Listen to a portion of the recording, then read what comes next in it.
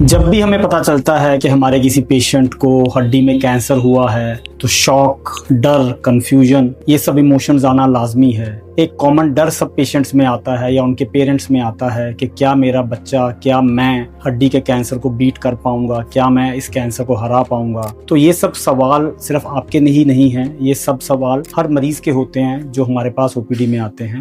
तो आज मैं आपकी मुलाकात एक 22 साल की बच्ची से करवाना चाहूँगा जो हमारे पास लगभग 4.5 साल पहले आई थी और उसको हड्डी का कैंसर ऑस्टियोसार्कोमा हुआ था और अब उसका इलाज खत्म हुए लगभग 4 साल हो गए हैं। तो उम्मीद करता हूँ कि उससे मिलकर जो नए पेशेंट्स हैं उनको हौसला मिलेगा। नमस्कार दोस्तों, मैं हूँ डॉक्टर रजत गुप्ता और मैं एक बोन कैंसर स्पेशलिस्ट हूँ और मैं हर हफ्ते आपके लिए बोन कैंसर और उसके इलाज से जुड़े ऐसे ही वीडियोस लेकर आता हूँ, सिंपल भाषा में, बिना किसी हाई-फाई मेडिकल लैंग्वेज के। तो चलिए आज का वीडियो शुरू करते हैं।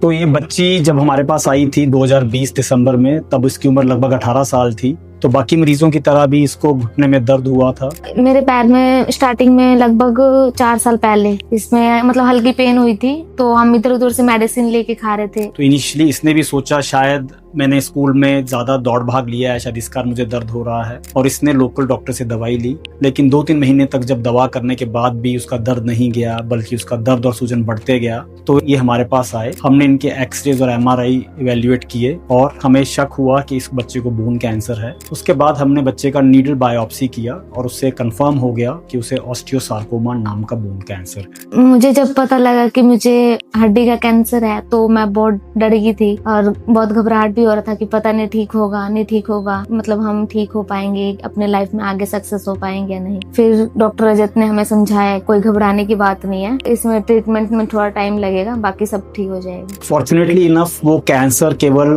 घुटने की हड्डी में ही था, डिस्टल फीमर में ही था, शरीर में कहीं और नहीं था। तो ये सब स्कैन्स करने के बाद बच्चे को इलाज के लिए पहले कीमोथेरेपी दिया गया, जिसको लगभग 2.5 महीने का कीमोथेरेपी मिला, और उसके बाद इस बच्ची का ऑपरेशन किया गया जिसमें के कैंसर ग्रसित हड्डी बाहर निकाल दी गई और उसकी जगह उसको एक मेगा प्रोस्थेसिस लगा दिया गया। कीमो के दौरान मेरा सबसे बड़ा डर था कि मेरे हेयर चले जाएंगे। इसमें हमें ये था कि मतलब क्या पता आगे हमारी लाइफ कैसे जाए, मतलब ये था कि बस हमें ठीक होना है तो कीमोथेरेपी लगानी पड़ेगी। और ऑपरेशन से पहले मेरा डर ये था कि आगे ऑपरेशन के बाद हम चल पाएंगे कि नहीं चल पाएंगे, हमारा घुटना ठीक हो पाएगा नहीं हो पाएगा, ऑपरेशन सक्सेसफुल हो पाएगा नहीं हो पाएगा। जी मैं तो हौसला दिया, हौसला रखो, सब ठीक हो जाएगा। उसका इलाज टोटल लगभग 7-8 महीने चला और अब उस बात को लगभग 4-4.5 साल हो गए हैं। बच्चे ने अपनी पढ़ाई भी खत्म कर ली है, अब उसको जॉब लग गई है, अब वो पहले की तरह सब कुछ कर पाती है, नॉर्मल चल पाती है। किसी नॉर्मल इंसान से अगर कंपेयर किया जाए तो वो बिल्कुल नॉर्मल चलती है